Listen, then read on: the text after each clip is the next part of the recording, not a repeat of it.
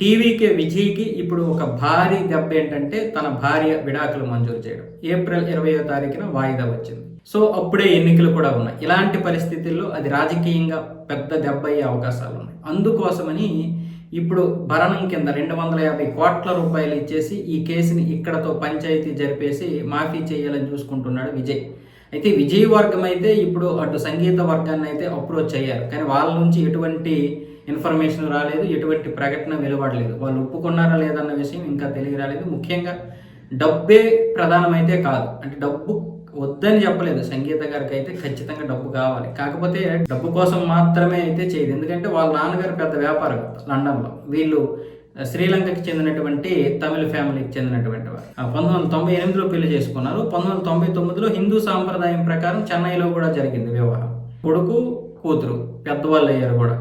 So ముఖ్యంగా ఒక నటి, మీకు ఆ నటి తెలిసే ఉంటుంది, త్రిష అని పేరు వినిపిస్తుంది. ఆవిడతో చాలా వరకు సంబంధాలు ఉన్నాయి. బయట కూడా ప్రైవేట్ ఫంక్షన్లో కూడా వీళ్ళ యొక్క ఫోటోలు బయటికి రావడం, అది పిల్లలు అలాగే సంగీత ఒక అవమానకరమైనటువంటి పరిస్థితుల్లో వాళ్ళు భావించడం ఈ విడాకులకైతే ప్రధాన కారణం. అది ఇప్పుడు కాదు, 2 సంవత్సరాలుగా నలుగుతున్నటువంటి సమస్య.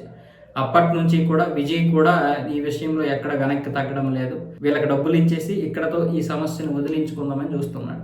సో మరి ఇప్పుడు సంగీత గారి నుంచే అసలైనటువంటి ఇన్ఫర్మేషన్ బయటకు రావాలి.